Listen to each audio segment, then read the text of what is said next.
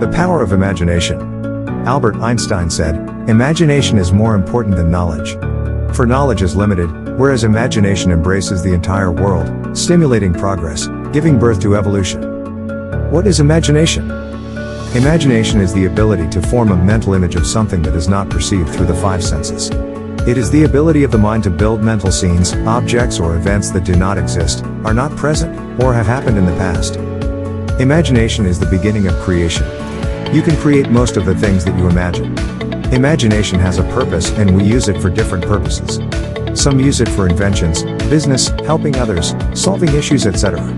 It is a wonderful power that can change one's life. However, there are two kinds of imagination. The first one is positive imagination. This is the ability to imagine the things you desire, which you should do regularly. The beautiful part of imagination is that you can create any picture or situations that you want in your mind. For example, you want a car. If you want a car, then you should imagine the car brand you want, the color, and the model of it. Positive imagination will make you feel good and motivated. It will make you believe that you can get the things you desire, then your mind will solidify with this belief and you will start acting on it. It will push you to do the things that you imagine and make them come true. The second kind of imagination is the negative imagination. Negative imaginations are the negative mental pictures and ideas that come to our minds.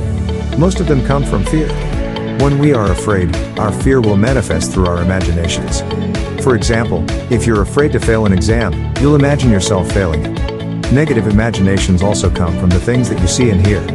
So, if you're always listening to negative people, that will surely affect your imagination in a negative way. Jacques Rousseau said, "The world of reality has its limits, the world of imagination is boundless." Learn how to use your imagination properly. Put this knowledge into practice for your own and others' benefit to achieve success, satisfaction and happiness.